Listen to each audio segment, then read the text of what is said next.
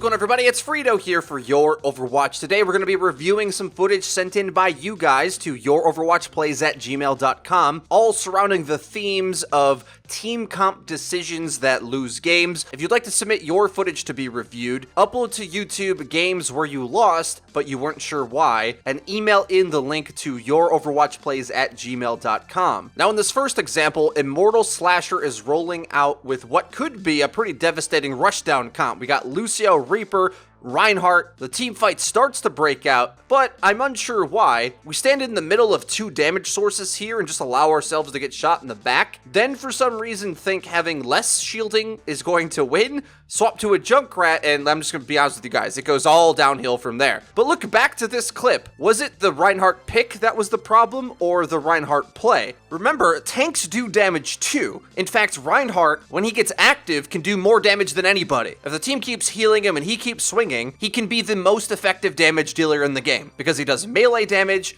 and fire strike that goes through barriers in a big swinging arc. So don't feel when you're picking tank that you're pigeonholed into supporting the team. No. You're the focal point of the team. You are the carry. Tank play carries games. DPS doesn't do much unless you severely outperform your skill tier. On tank, you're supposed to be looking for opportunities to kill things. Instead of standing here when the Genji doesn't have reflect, we could have been bashing his head in, especially when you still have the armor part of your health. Use that to be aggressive. Swing that hammer and secure some kills. This play is so passive, it's pacifist. It just let the enemy shoot us for no reason in a fight we definitely could have won. Now, what's worse is that our hero swaps over to this Junkrat, which I assume is to deal with the Orisa. Keep in mind, Reinhardt counters Orisa anyway, at least when he gets on top of her. If we switch over to another squishy character on our team, we really have to justify it with some sick mechanical play. And unfortunately, that doesn't come out of our Junkrat pick at all. In fact, we just sort of jump into team fights over and over, and at best trade our life. That is not how you're going to end up winning in ranked. If you're playing DPS, you should expect to get about 3 eliminations per life, if not more. And you most definitely can't be losing 1v1s, especially at the start of team fights. If you kept with that Reinhardt pick and just sped around fighting the same thing your Reaper was fighting, you would have ran over this enemy team. Now, Immortal Slasher might not fancy himself a tank player. That's understandable, but learning tanks is one of the best ways to rank up, because barely anybody can play tanks well, or even is willing to, and they do so much for the team. Way more than this Junkrat pick can do, because we could sit here and nitpick how you could mechanically play better on Junkrat,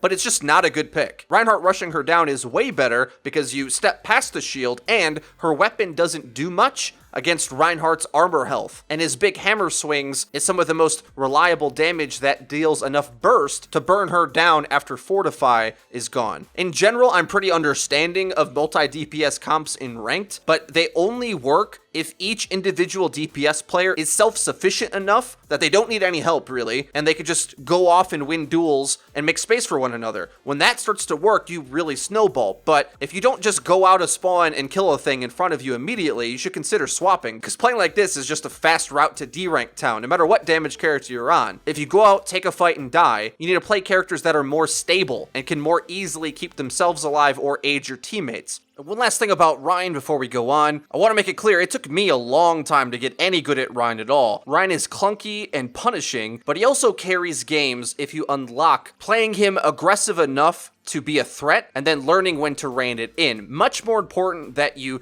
learn how to make use of his offensive abilities before you worry about staying alive all the time, because if you never learn how to go aggro, you're just always just kind of there, standing around, getting shot at, and not having an impact. Shielding things is great, provides a lot of value, but the shield eventually breaks. Concentrate on shielding specific things, and most of the time you actually want to be getting your hammer and fire strike to land, and setting yourself up for pins, and playing that footsie game. That's when you start to really carry as Reinhardt. And it might require you feeding your brains out for a while as you get the hang of landing everything. But once you do, games like this Li Zhang one, where the enemy was really susceptible for you rushing them down with Rein, Lucio, Reaper, are going to be a breeze. Okay, now moving on. Now in our next example, Jake's Rakes is playing Winston on Gibraltar, which is great. It's a big playground for him. We're able to use our mobility to have a presence all over the battlefield, really. We're helping everybody out in their their duels, chasing down supports, really good play. We get point A rather easily, but a bit of a nightmare scenario. You never want to get stopped early in this hangar section because retaking into this is a nightmare. Now our hero decides to swap off of the Winston and go on to Doomfist, and I really don't know why, because any of the reasons that you thought Winston was going to be a bad pick here, Doomfist is even worse. Doom doesn't want to be fighting tanks. They have 3 of them, and 2 of their characters have shotguns, Roadhog and Reaper. Not to mention, you need to get space retaking back into the hangar. They have sim turrets up top, and what we're going to find here is that this enemy team is playing really aggro at these doors. This is actually really smart from them. You can get away with murder, sending flanks, or really pressing up onto these doorways, and Reaper is a great character to do that. And as Doomfist, you just never want to get caught in close range against Reaper unless you're insta-killing him with a rocket punch into a wall. Other than that, he's largely favored in that duel. So what else could we have done in this situation? I know it can be pretty tricky to try to pick around Reaper if you are a tank player. Other characters that you should consider: Reinhardt, Brigitte, characters that pack a punch at close range, especially Brigitte, really punishes enemies that are trying to W-mouse 1 you too hard. Her being put into the game was basically the no-brainer solution to enemies being over-eager on you, and I think that would have really changed your fortunes against this flank-happy defense. Or even mirroring your own Reaper, they do have 3 tanks and single heals after all. You just had to be able to walk into the choke and not die, basically. But your entire team was doing that, so that's a tough one. The Sombra pick here I think is decent. When you find yourself struggling to get through any choke in the game, try to think about which one of these 2 routes you could go down. Either one, how do you send more aggro at the enemy to pull attention away from the choke control? Sombra with permanent invis definitely can infiltrate and do exactly that. Or the other route, how do we stabilize the core of our team? Brigitte, Reaper, Rein, McCree, characters that if you press into them, they have a quick answer to punish you for doing so. And something I've seen after watching a few games that have been submitted, it seems often that Reapers kind of go uncontested. He's probably the best DPS in the game at certain ranks, because he's just so reliable, durable, and with the lack of team play, he just shreds and kills 1 to 2 members before anybody notices. And remember, medium range damage characters only beat Reaper when they're outside of his effective range. Even McCree, who's got a flashbang, gets eaten alive by Reaper if he pounces him up close. So Hanzo, Soldier, anything slow like that in close range will just lose to Reaper. I mean, he beats just about everything in close range, bar maybe Brigitte. So you either need to pick to punish him up close or confidently take the better ground. The easiest solo queue application of that probably would be like a Tracer Genji who can go fight out in the hangar section and play in space that is just too far away from the Reaper for him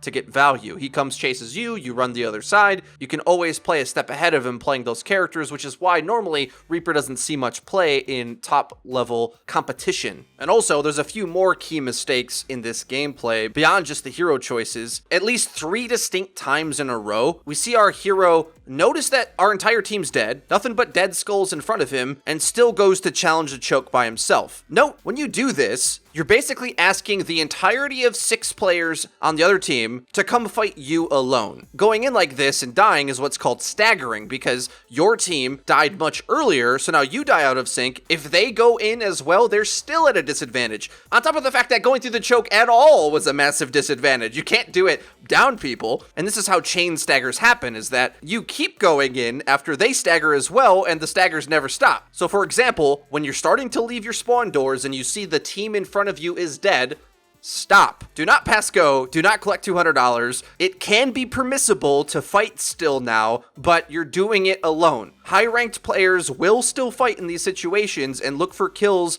even in these disadvantaged situations, but it's a risk. You need to be taking passive angles and playing very safe, and if you don't know where the enemy is, don't just venture off on your own because they will just be able to pounce you and kill you. And last, despite this Sombra pick looking like it was about to work out, very crucially, we lose the plot. Time's ticking down, our team's entirely on cart, the enemy is regrouping, and we're setting up an elaborate escape plan. As we're running into their backline, they're coming to rush our team. And since they've been kind of stomping us this entire time, they have a whole bunch of ultimates, and our EMP, or even our presence at all, isn't active into the fight until it's already over. You still may have lost this fight anyway, but especially with Sombra play, you have to be careful in being out of sync of your team. And if you've been staggering the entire time, it probably means that being in sync with your team is something you want to work on, and Sombra's probably not the right pick for you yet. Guys, if you did enjoy the video and you found it useful, please be sure to leave it a like. It really does help us out and lets us know that you're enjoying the content. And if you haven't already, please subscribe because we do upload each and every day. So you're going to want to hit the bell icon so that you get notified when our videos go live. Link to the description is our Twitter, where we tweet out news, updates, and dank memes. Be sure to send in clips to youroverwatchplays@gmail.com. That's been it for me. I've been FREEDO for Your Overwatch. I'll see you guys next time.